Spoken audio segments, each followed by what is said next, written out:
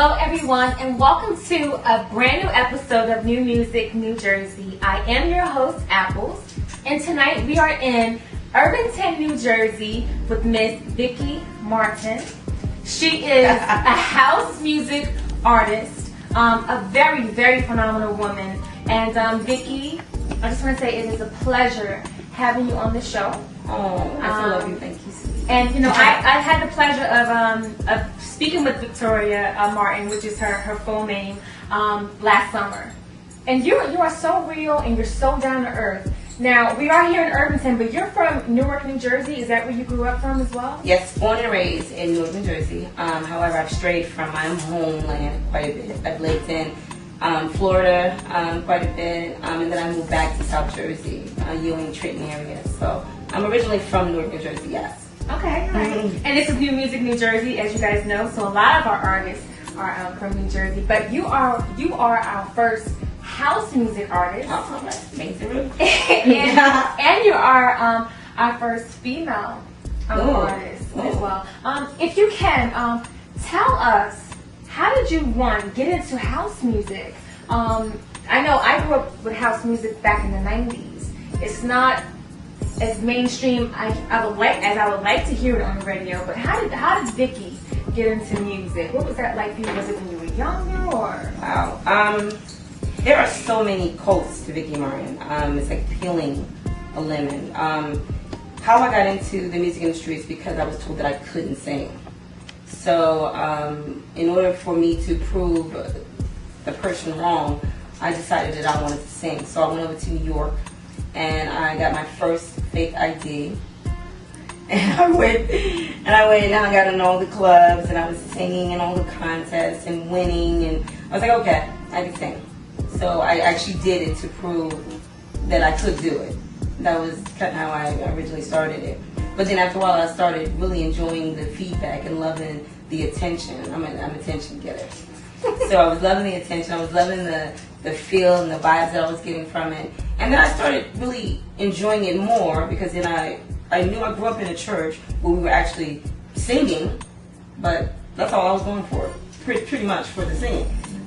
So to be in the choir, actually I realized that singing more and more you sing, the stronger your voice becomes, the more you become to develop your own style.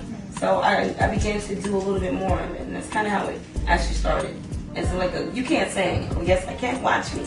And that's the type of person I am too. Now, with people telling you that you cannot sing, how does family play into this? Was there support from mom and dad, like your immediate family? How was that? Oh, wow. We're going to have to switch tables here just a little bit. I'll answer that question, but I have to answer the question like this. Who is Vicky Martin? I want to tell you who Vicky Martin is. I have a book that's going to be coming out. It's called The Promise I Should Have Never Made. The book is pretty much the true story of my life, Vicky Martin. Like I said, I've had who we called as children growing up the devil living in my house. It was my mother's boyfriend at the time, who were my siblings' dad. He was the one who told me I could sing, so I had to prove the devil wrong that I could sing. Support in my house, no. The reason why there was not much support in my house is because, unfortunately, I grew up in a household that was drug infested. My mom was a heroin addict, and because my mom was a heroin addict, we really didn't understand what a real life was like, a real home was like. My grandmother pretty much helped raise us. My aunt pretty much raised us. So being in my home, we didn't really have the support. But I will say that my aunt encouraged me to sing. I remember I used to do the Shaka Khan all the time. Sweet Thing. Yeah. I love that. I used to sing Sweet Thing for my aunt. Every time anybody came over, she said, Vicky, come sing, come sing, come sing. So I used to do a lot of the entertainment for our little parties and their card games and stuff like that. So now, with me asking Vicky this question about her family and support, just reflecting back on what you just said about the drugs. How old were you at this age when this was kind of, when you noticed this was going on in your household? And what was it like to still believe in yourself and say, I can do this, I will do this? Because as a young kid, I know you had your grandmother and everything, but immediately you were home. How did you do that? How did you get yourself away from that? There are, like I said, there are so many levels to Vicky Martin. I realized, my grandmother used to say to me all the time, that there's something different about you. At the time, it was my siblings, my sister, my older sister, and my younger sister, and I was the middle child. And I would be able to take their beatings and their abuse because of the fact that I didn't want my sisters to be hurt. So there was some kind of strength that my grandmother said there was something different about me that kept me from crying, from allowing my environment to take control of me. I don't know what it was, but I do know my childhood is what made me the person that I am today. And then I look at my life and I'm like, okay, there was definitely a God. There's definitely a God, because I look at where I've come from. I mean, from getting mentally, physically, sexually, emotionally beaten, just a mess. But yet I'm not bitter. I'm not angry. It has made me an advocate for children because I do the foster care. I love kids. I do the foster care, trying to show them a better life than I had. I do my daycare. I do my also taking care of those kids. It did make me stronger to a point where I feel like I need to show these kids that this is not the life that you're going to live. Some people fall victim to their environment. My book is, just to kind of give you a little insight of what this book is about, it's called A Promise I Should Have Never Made. I promised my mom that I would never tell anybody what happened to us growing up. It's a story about me and my two sisters, because it was and my brother who, at the time, like I said, he was living with my aunt, but it was just us three living in my mom's house. My mom was living with the devil, and I told you the devil was, he was an awful man, This man made my life a living hell. The reason why he hated me the most is because, is the story, my life. I watched him kill, murder my mother's only brother when I was 6 years old. What? And because I saw that, and because I kept telling people the truth of what was going on, he hated me. He hated me. So all my life, he made my life a living hell. He told me he was going to break me. He said, "You're too strong. I'm going to break you." So my life, from the time I was 6 years old up until as long as I can remember, he did everything he could to discredit me, to humiliate me, to break me, to get me to a point where I was no longer this strong person. He just wanted to break me. So my life, I had a really, really, really rough childhood. There are things that happened in my life that I never could understand until I started writing this book. That's the crazy thing. I'll give you a big example. I remember back in the 80s, I did this song called Nowhere to Run.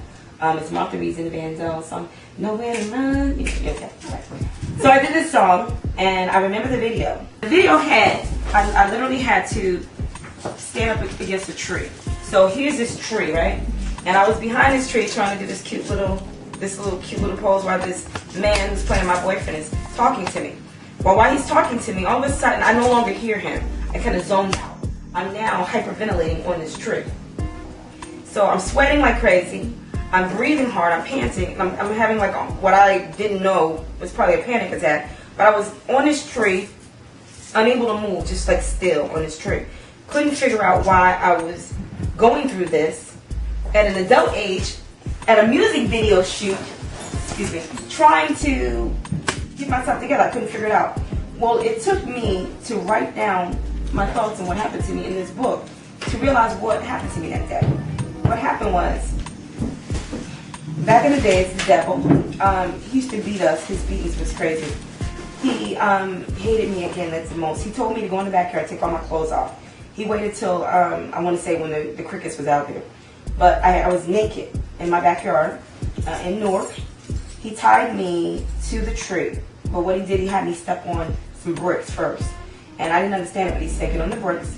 So I stood on these bricks. And I remember the bricks because right across from the bricks was the barbecue grill that my grandfather had made from these bricks. He put the bricks right underneath the tree, right at the bark of the tree, on the bottom of the tree, and told me to stand on them. I stood on them, tied my legs together around the pole with the tree with the extension cord, and then he had my arms going in the back, almost like a crucifix kind of thing. And then he said for me to be very, very quiet. He said, don't say anything. He said, if you make a sound, I'm going to beat you even harder. He said, so I don't want nobody to know you're out here. So I'm in my backyard, tied to this tree, naked, waiting for this beating because, you know, he always tried to break me. His beatings had to be better than, every beating had to be better than the next one. So this particular beating, he kept me out there all night. I remember being scared to death. I remember seeing little things running, like mice and stuff running around in the backyard. I remember hearing sounds, like TVs from my neighbor's house. I remember hearing cars going by. But I'm in the backyard, and the more I moved, the more the bark kind of went into my back. So I had to stay still. So, oh, I didn't tell you this part. The clutch on the tree was so tight that when he pulled the bricks from underneath my feet, my body dangled. So that's why I couldn't move. Because while the bricks were holding me up against the tree, when you moved the bricks, it made me dangle. So that made the bark cut into my back. So I couldn't move. So he knew I couldn't move. So I'm standing in the backyard waiting for this beating, because every beating had to be better than the next one. Waiting for this beating, and the sun's coming up, and I'm still out here all night long, just out here. Then all of a sudden I hear the back door open. Here he comes. He had switches and all this stuff. He tore me up in that backyard. Tore me up. In the morning, after you had been out there all night long, and I could not cry, because if I would cry, that would have let the I shouldn't say their names, my neighbors next door and the neighbors next door know that I was in the backyard being beaten. So I couldn't cry. I had to take the beatings. Now, in a way, I think that beating made me stronger, because I was able to take it. Even though it killed me to take it, I was able to take the beating. We are sitting here just getting to know the woman behind the music. As you know, every person has a story. Every artist has a story.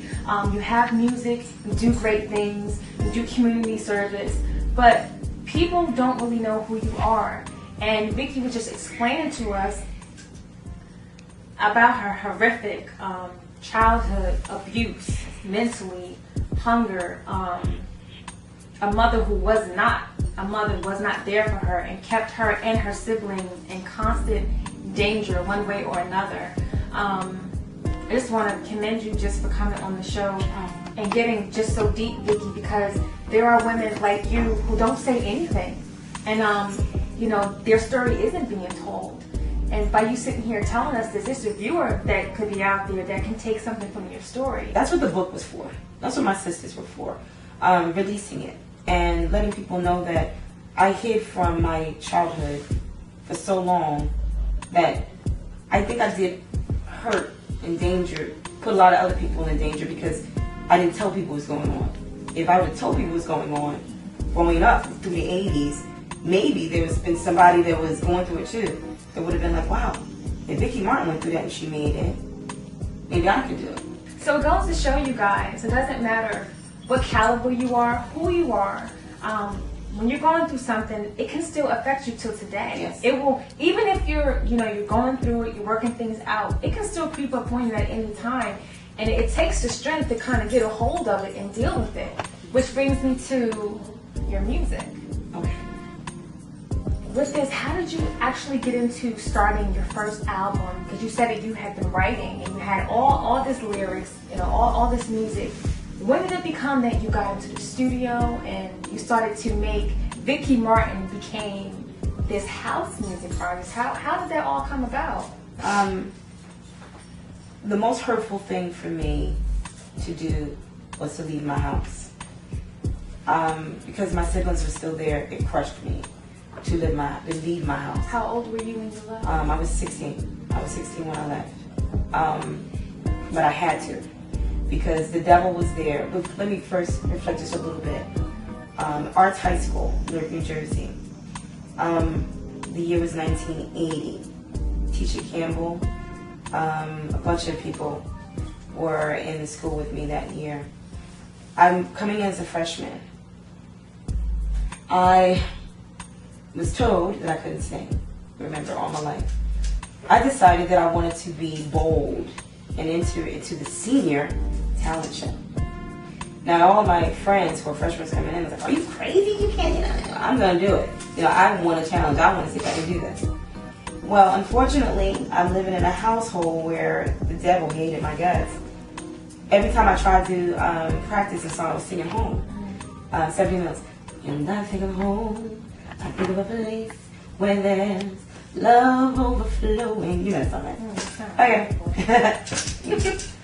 I'm singing this song and I'm rehearsing my part and I'm rehearsing because I needed to make my mark as a freshman. I needed to make my mark and prove to everybody else. So what they're senior, I can take the senior spotlight. That's how I was. So I'm in my house practicing how to sing this song and get it right. The devil. I'm going to get to your question, but I want to start this way. The devil comes in here and he says to me, I was always bitch. I never knew my name. Bitch, you need to stop singing that. You can never sing. You never amount to anything. No one, they're going to laugh at you, whatever. He said, stop singing. But whatever. He goes out the room. I'm still in there singing, but this time I'm singing in a choir, quieter. He comes back in and he said, I asked you to stop singing. I said, well, I'm trying to practice. He said, I don't care. Stop singing. So I'm humming now.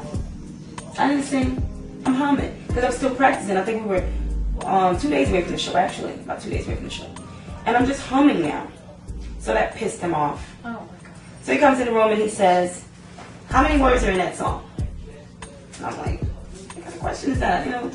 I don't know. He says, write down all the words. So I'm like, okay. So I write the words down. He says, count them. I count them. He said, how many words are there? I said, 243 words. So there are 243 words in the song Home. Just know that. So, and that would be ringing. That's my phone ringing. Okay. But anyway, there are 243 lyrics in the song Home, the original Home. So when he came in the room, I said, I didn't get it, but there's 243 words in here. He said, you're a liar. There are not 243 words in here.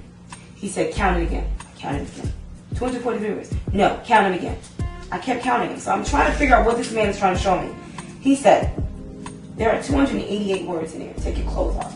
You're going to be hit 288 times because I told you to stop singing that song. And I'm like freaking out. I'm like counting it now because I'd rather the 243 hits than the 288. He was like, no, there's 288 words in there. So what he was talking about was the intro. Stephanie Mills does a speaking part, an intro in that. I wasn't doing that part, so I wasn't practicing that part.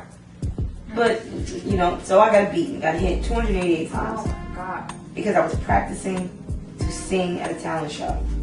Now, again, I looked it really bad, so I was too embarrassed to want to sing at the talent show. But this is when I learned about makeup. When I really learned about makeup, because a young lady introduced me to makeup. She said, "You're gonna get up there and sing." She didn't know what happened to me, but she knew I looked a mess. You're gonna get up there and sing, and we're gonna cover up all of that. I remember that year singing Arts High, freshman year. I won. Get out. Don't even ask me how I won, because when I started singing, I zoned out. Something about the song Home that made me cry. The lyrics, it's like a dream, a fairy tale home. Something that you couldn't identify. I couldn't identify with. So at that moment, I was able to identify the song word by word by word. So I kind of lost myself in the song. So when the applause began and everybody, I won. I wasn't even aware I was there singing it anymore. So that right there was a great feeling. I got this trophy that's just bigger than me. Going home proud of it. Unfortunately, it lasted for 10 minutes because the devil told me they gave me the trophy not because I could sing, because I was cute. He said because you looked cute and all that makeup and all that kind of stuff. So he took my trophy that was big, just as big as me, broke it down to pieces in front of my face. I had to go. It was at that moment when I realized that I needed to leave this house, because if I don't leave this house, I'm gonna kill him. I was at that point. I was hurt. It's like I just watched my dream just break down to nothing. and all it was the little base of the guitar high school is all I had. It was that point when I knew I needed to leave in order to pursue my music. I said, you know what? He's not going to let me chase this dream that I'm loving now because I see I can do it. I won first place. Yep, and he was proven wrong. He was proven wrong, so I needed to leave. It killed me to leave my siblings behind because I knew that they're going to take the abuse if I'm not there. I knew it. But I needed to chase my dreams. I needed to figure out what was out there for me. Then again, like I said, with my fake ID, I was going into the Peppermint Lounge and these bars. And, I ran into CeCe Rogers. I don't know if you know CeCe Rogers and Marsha Jefferson. I followed around. Move your body. I ran into all these wonderful people who believed in me, put me into the studio. My manager at the time also believed in me and helped me record. And that was it. It was Vicky Martin. Who was Vicky Martin from then? Vicky Martin was a singer, singing house music at the time.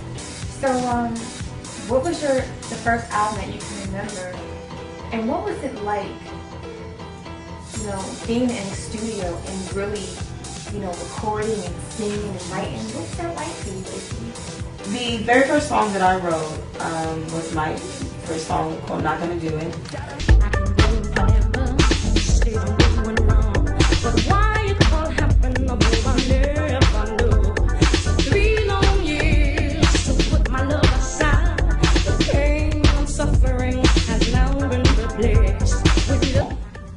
See, I was the type of person that whatever I'm feeling, I write it. It wasn't a song. It didn't become a song until this gentleman named Mike Bradley. I was on the phone with him one day and he said, "What are you doing?" I said, "I'm writing down something." He said, "What are you writing?" So I read to him what I wrote. He said, "Vicky, that's a song." He said, "Sing it." So I'm good. I can sing a grocery list. You know, really, I can put a melody to a grocery list. So I started singing. He was like, "Oh my God, Vicky, that's a song. That's a song." So it became a song. That's when I realized, okay, what I write, all I gotta do is put a melody to it, and it becomes a song. My first experience in the studio was actually, it wasn't really a studio, not like the studios we're recording now, but it was in a home studio. You know, when they had the little gadgets and all that kind of stuff, and you gotta turn the air conditioner off when you're recording, or you gotta turn the fan on to keep the, you know, low budget kind of thing. But it was an awesome feeling because I got an opportunity to actually hear what I sound like recorded. It was a great film. My music teacher, which I haven't heard from her in years, I was in Alexander Street School. Her name was Miss Barton. Miss Barton said to me, "You are a singer." She said, "You're a singer." She said, "You have this raspiness in your voice," and she said, "You have this growl in your voice." She said, "And you're very, very strong." She said, "You have this strength." She said, "Don't stop singing." Wow. You said you have a nice voice with that raspiness, so like it. Which is really crazy because I try to control and I can't. That's my problems in the studio is when yes, I'll be trying to control it. For example, I'll give you a big example. Let me see if I can. I'm gonna sing something for you to show you what I'm talking about. Why don't we do home? When I think of home, when I think of a place where there's love overflowing, I wish I was home. I wish I was back there where the things I've been knowing. When that makes the tall grass that bend gently me, suddenly the raindrops that fall all have a meaning, sprinkling the scene makes it all clear. Now, I would have loved. Very beautiful. I would have loved to been able to control the growls and some of those, but I never know when it's going to come. When I sing, it comes. I never know where it's going to come, what part. But see, the problem with that is a lot of producers that I work with, they'll say, "Vicky, can you take the growl off this part?" I'm like, "Okay, I can try." I can try. So we'll be in the studio over and over and over and over again trying to get the growl off of it. And it's like, okay, listen, can't do it. I can't do it. unless I, you know, I don't know. I've never really had an opportunity to try to pull the growl in on certain parts. I never know when it's gonna come. So. Well, that would be a definition of originality. Yeah, I realize that. That's Vicky.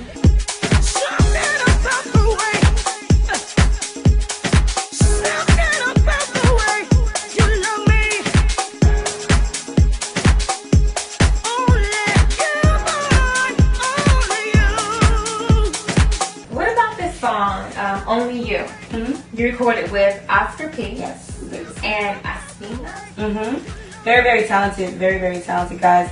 That was an amazing time that I did that song because I had laryngitis, getting over laryngitis. So if you listen to the song, you will hear the growl even stronger in that song, which is really weird, and it kept it because the growl was just like, I couldn't get rid of it. It was like that was really just my voice trying to clear itself out or whatever. And it worked. And it worked. It actually technically worked. And it was like, we love this. We love this. And I was like, even with the growl, yeah, that's you. It's just more definition of a growl. But yeah, it was. I really was just getting over laryngitis when I recorded that one. I'm trying to think the mood that I was in when I wrote that. Relationships are far and few for me. Because of my childhood, I do very little dating. I don't know if it's because I don't trust the men. That could be it too, because I feel like, okay, are you interested in me, or are you a pedophile? Or, so there are far and few relationships. So when I do find a relationship that I feel like I'm comfortable with, I probably tend to linger on, a long time for a while. So Only You was written by a relationship I was kind of feeling a gentleman was feeling at the time. So it's like, something about the way you love me.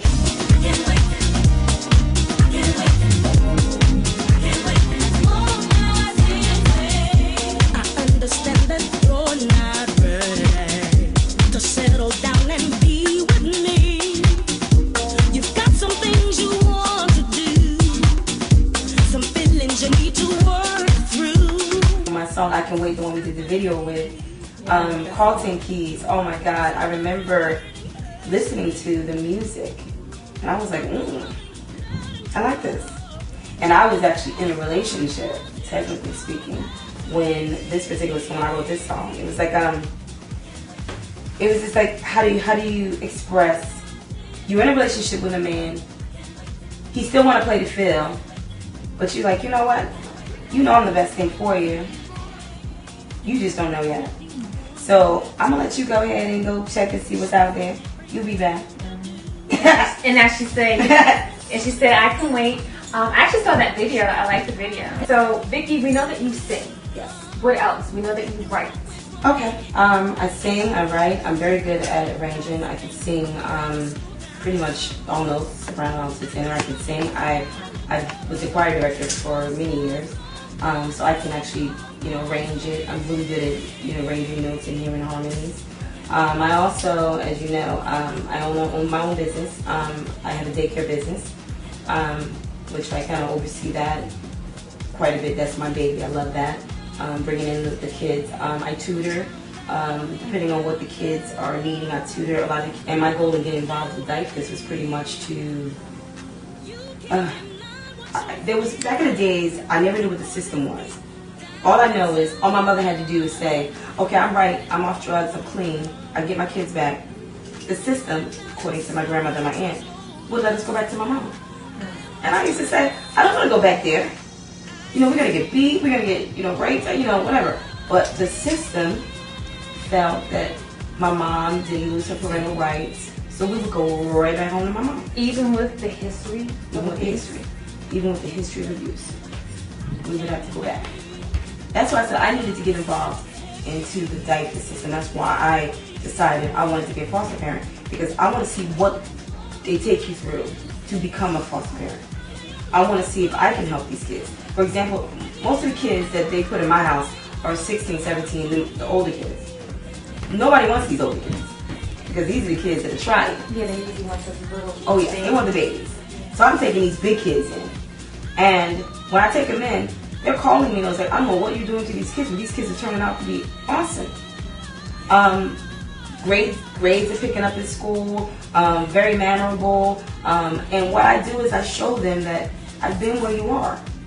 What you're going through right now is nothing.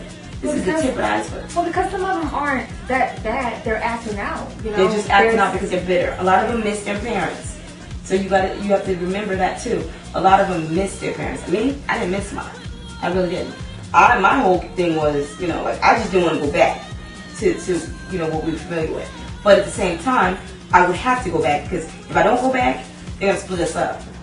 I don't want to be split up. I need to be where my sisters were. How do you feel about the music industry today? Now with house music, like I said, growing up, like in the 90s, I used to hear it more like mainstream on the radio. I don't hear it that much. I mean, you work very hard, Vicky. First of all, I'm on her Facebook. I'm friends with her. She has over 4,000 friends who she communicates with each and every one of them. Yes, I do. Have to commend her. There is no team of hers that gets back to people. She gets back to them. Each and every one of them. Let me correct that. Let me correct that. When I'm under the weather, tired, not feeling good, there is a young lady that will go on my page and respond to my friends and say, Vicky's under the weather right now. She'll be back with you shortly. So yes, there is a young lady that do that, but I am. But for them, I've seen her. For the most part, she's like, hey, I'm getting back to you, the studio. Yes. I'm getting back to you at the show. Like, she is on it. One of the most hardworking people I've ever seen. Your page is busy. I'm like, okay, let me see what's up with her. If I can just get through what you have going on. So how do you feel about that, Vicky? With the house music, and it's not. I don't hear a lot of it today. Mainstream like you used to. If I had to compare today's music with music before, the thing that kind of probably upsets me the most is that, for example, let's talk about I Can Wait, my song I Can Wait. I was told that a lot of the DJs love the song, but it's too R&B-ish for the club. No. Yeah, this is what I'm told. This is what I said. I was like, okay, really? It's too R&B-ish for the club. But yet, you're going to take an artist like Rihanna and Beyonce, take their R&B song and make it more club. So I'm like, okay, wait a minute, hold on. So all I did was make an R&B song sound like a club song, but so what I'm trying to say is this: we have all of these artists who originally started this house music, dance music thing, and then they've taken the spotlight from us and they're giving it to the ones with the big names. Now I am a Beyonce fan. I'm a Beyonce. Anybody that has some talent, I support them, no matter what.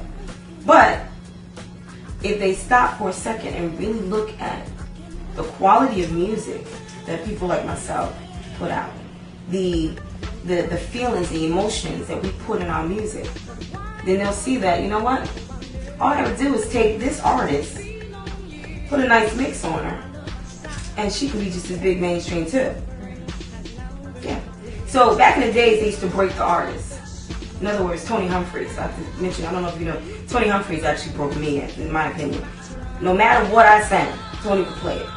He would play it overseas, he would play it on the radio, and that's what broke Vicky Martin. Everybody knew who Vicky Martin was because Tony would constantly play my music. That's why you asked me what else I did. Well, I have my own record label, Keep This Up Records. Whatever I put out. It's on iTunes, Rhapsody, United, whatever. So in other words, you can't stop me. You don't want to pay attention. Vicky Martin ain't over here. According to these major labels, Vicky Martin don't exist. Vicky Martin is going to continue to exist because I'm going to keep pushing my own stuff, put my money in my own videos. I'm going to hire the ones that I need. As far as my pocket can go, I'm going to get what I need to get it done. Because you won't acknowledge me don't mean that eventually the audiences won't acknowledge me. Here's another example. We're working on my album, The Evolution of Vicky Martin, which is going to shock some of my fans because everybody just swear this is going to be dance, dance, dance. It's not. R&B and hip-hop. There's probably 2 cuts on the whole album. It's dance. R&B and hip-hop? Total R&B and hip-hop. So, and it's awesome. It's awesome. It's awesome. It's awesome. Every couple has their ups and downs. Sometimes we disagree. But last night, I knew I went too far. When I said I was sick of you, get out of my face, don't wanna look at you. But baby,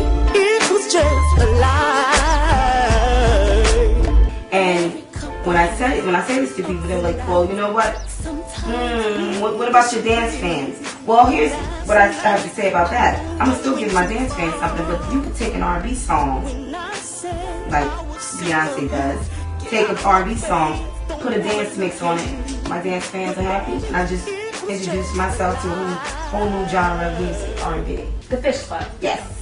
And there is Shivani. Right. Did I say her name correctly? Always there to love you, always there. She is Piece of work. When I seen her, this lady can dress. I mean, from the accessories, her hair, That's right. her eyelashes. That's I was right. like, all you can say is wow. Oh, yeah. And then there's the beautiful Chanel. That's sweet. She's so sweet. She's She's so nice. Now, for you guys that don't know, what does Fish Club mean? And what is that about? Okay, the Fish Club was actually acronyms that we put together. It was originally Kamara Lovelace, which was is the one who puts up the song When Can I Love Again? So it was Kamara Lovelace, Vicky Martin, Chanel, and Shivani. That was the Fish Club. Fish Club means fearless, young-spirited, and hopeful. We decided that because we're doing a internet kind of reality show on our lives, on our individual lives, that we wanted to do it in the form of calling it Housewives, Divas Married to the Music. So Fish Club still exists. Unfortunately, at this time, it's just Housewives, which is Chanel, Shivani, and me. Kamara Lovelace decided she wanted, we were sure much success, but she wanted to pursue more R&B stuff, and so she's no longer part of the Housewives. But we're actually still doing performances and interviews. Matter of fact, we have a show March 10th at the Key Club. I got to send that plug in there. I can't wait. I gotta Leave that plug in there. But yeah, the Housewives is pretty much what we are. The goal is to show people what our lives are really like.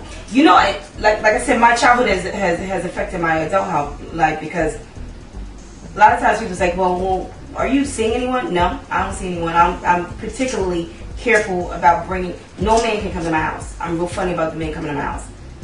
So it kind of damages my relationships. I know the Lord that I serve has got me this far, from the beatings, the rapes, the nightmares. To this day, I'm still here. I'm strong in my spot.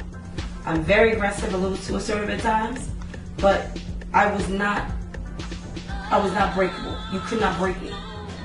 So you mean to tell me that I can't handle it now? I can handle it now. The nightmares have become scary. I still have those, but I can handle it. I refuse to let anybody tell me there is something wrong with you, that you need help. Only help I need is help the Father who's been helping me from the time I was 6 years old to this age. I don't need any help from nobody with a degree, what I call a dumb degree sometimes. I don't need that kind of help. And really quick, with your sisters, both of them, you sat down, and when we were on break, I was talking with Vicky a little behind the scenes, and you explained to me how you would actually go to your sisters and talk to them about what you guys went through, and that was your way of venting, and because they were your sisters, they listened. But what you didn't know is that after the conversation was over, they would actually go get high so that whatever you just told them, it would go away. They wanted to forget. How did that make you feel, Vicky? That they kind of went down the same road your mom with the drugs. How did that Actually, make they you did feel? go down the same road, but I don't blame them. I kind of blame myself for that. But at the same time, let me just say this. If you went through all the stuff that we went through, you would still call those kids strong kids, because they were strong. So they did not succumb to any drugs. They did not. No, I don't even think of the drugs as taking over them. I think of them as trying to find a way to deal with everything we dealt with. Me, I didn't need the drugs. I don't know why I didn't turn to the drugs, but I didn't. They did. Now, my problem with that is I didn't know that our sessions, when we used to get together, me and my sisters, that their way of dealing with it was forgetting it, getting high. My way of getting rid of this hurt and this anger was sitting down and talking to my sisters over, drinks and stuff like that. I feel better when I leave. But when I walk out the door, they're in there getting high to forget it. So I blamed myself a lot for their, drug problem. Let me correct that. Not for their drug problem initially, but for the continuing of doing the drugs. Because I needed somebody to understand what I was going through. And I think, before this end, I got to say this. I think the reason why they wanted so bad to hear me is because they blamed themselves. I endured so much abuse because of them. Because I would take their beatings. I would take the midnight when people come in the room and want to sleep with us. I would tell them to come on this side because I didn't want my sisters to go through it. So I think my sisters only listened to me because they wanted to help me deal with it. But if I'd have known that their listening to me was hurting them, I wouldn't have never done it. I'm sorry, I'm getting a little emotional. You're so strong. And I so much appreciate you coming on the show, talking to us about this video, because I know it isn't easy.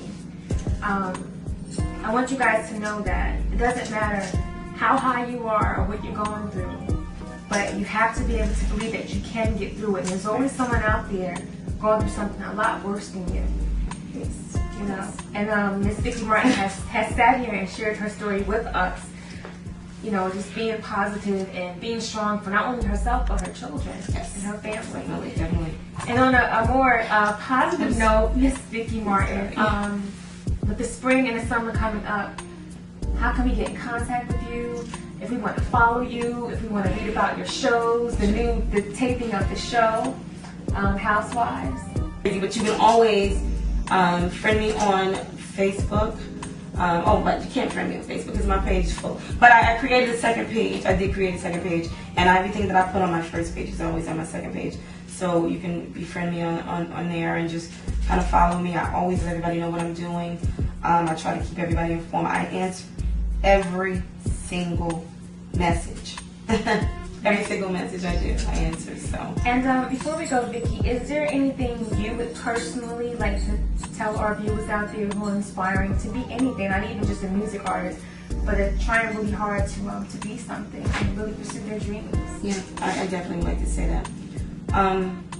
Everybody goes through something, and because of the fact that everybody goes through something, it's supposed to strengthen you.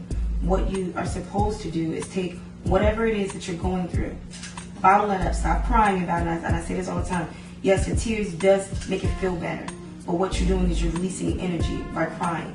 Use that energy, use that anger, use that strength, pull it all in, and make yourself strong enough to fight through whatever obstacles that may come your way. I think I have been through more obstacles than anybody could ever imagine, but I don't blame the obstacles for my life. What I blame is what I've been through. I just blame, okay, that's what I've been through.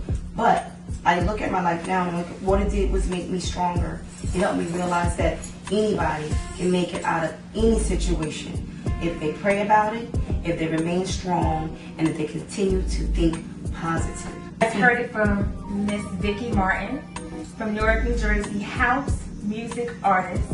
She's working on her album. Yeah. She's going to be doing a lot of events. A lot, yeah. New video. Which you're in. And also her new reality show, Housewives. So again, people, please stay tuned. I'm your host, Apples from New Music, New Jersey. And again, you're with the lovely Vicky Martin. Before you close it, Housewives, but it's Divas Married to the Music. Divas Married to the Music. Yes, we're married to our music. That's what we're married to. So you guys, we will see you soon. And you never know, we might just come into your town. Bye, everybody. I can be all you love.